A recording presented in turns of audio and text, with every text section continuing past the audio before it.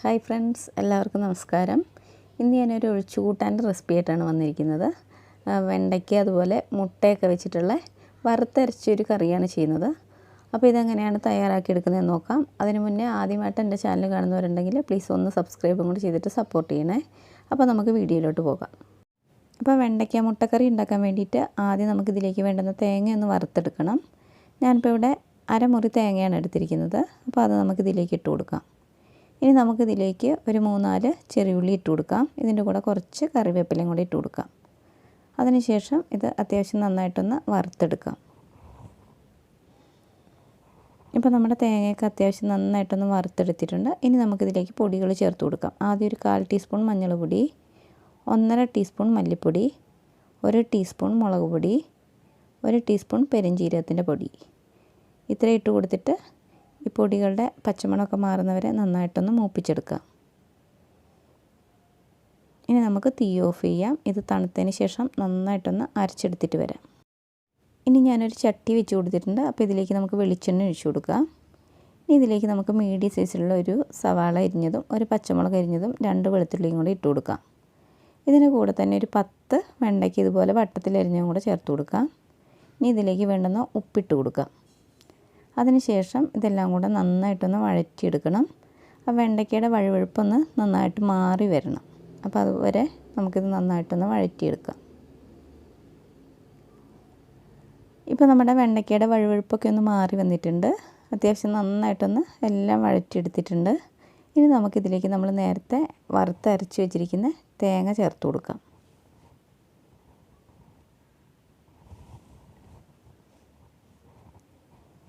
അപ്പോൾ ഇതിലേക്ക് കുറച്ച് വെള്ളം കൂടി ഒഴിച്ചു കൊടുക്കാം. എന്നിട്ട് ഇതെല്ലാം കൂടെ നന്നായിട്ടൊന്ന് മിക്സാക്കി കൊടുക്കാം.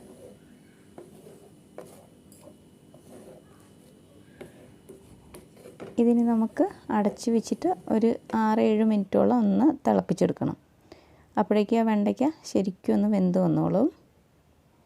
അപ്പോൾ അതുവരെ നമുക്ക് വെയിറ്റ് ചെയ്യാം. ഇപ്പോൾ ഒരു 7 മിനിറ്റ് കഴിഞ്ഞിട്ടുണ്ട്. അപ്പോൾ നമ്മുടെ വെണ്ടയ്ക്ക കറിയൊക്കെ നന്നായിട്ട് തിളച്ച് വന്നിട്ടുണ്ട്.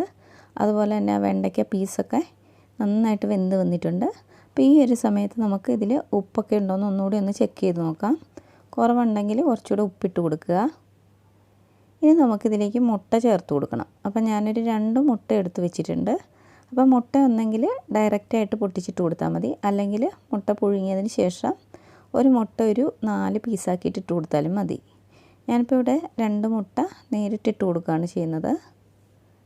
പിന്നെ നമ്മൾ മുട്ട ഇതിൽ പൊട്ടിച്ചിട്ടതിന് ശേഷം ഉടനെ ഇളക്കി കൊടുക്കാൻ പാടില്ല. ഇത് ഒന്ന് സെറ്റായി വന്നതിന് ശേഷം മാത്രം ഇളക്കി കൊടുത്താൽ മതി.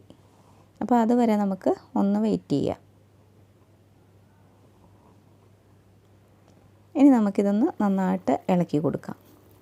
അപ്പോൾ നമ്മൾ മുട്ട ഇട്ട് കഴിഞ്ഞാൽ നമ്മുടെ കറി കുറച്ചുകൂടി ഒന്ന് തിക്കായി വരും.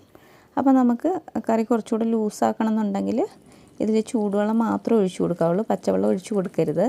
പച്ചവെള്ളം ഒഴിച്ചു കൊടുത്തിട്ടുണ്ടെങ്കിൽ നമ്മുടെ കറിയുടെ ടേസ്റ്റ് മുഴുവനും പോകും. ഇപ്പോൾ നമ്മുടെ കറി റെഡി ആയിട്ടുണ്ട്. ഇനി നമുക്കിതിലേക്ക് കുറച്ച് ഉള്ളി ഒന്ന് കാച്ചി ഒഴിക്കണം. അപ്പോൾ ഒരു പാൻ വെച്ചിട്ടുണ്ട്. ഇതിലേക്ക് നമുക്ക് വെളിച്ചെണ്ണ ഒഴിച്ചു കൊടുക്കാം. എണ്ണ ചൂടായി വരുമ്പോഴേക്കും ഇതിലേക്ക് നമുക്ക് കടുകിട്ട് കൊടുക്കാം. കടുകൊക്കെ പൊട്ടി വരുമ്പോഴേക്കും നമുക്കിതിലേക്ക് ഒരു 2-3 ചെറിയുള്ളി അരിഞ്ഞതിട്ട് കൊടുക്കാം. ഇതൊന്ന് മൂത്ത് വരുമ്പോഴേക്കും ഒരു 2 വറ്റൽമുളക് പൊട്ടിച്ചിട്ട് കൊടുക്കാം. അതിൻ്റെ കൂടെ കുറച്ച് കറിവേപ്പിലയും കൂടി ഇട്ട് കൊടുക്കാം. ഇനി നമുക്കിത് കറിയിലേക്ക് ഇട്ട് കൊടുക്കാം.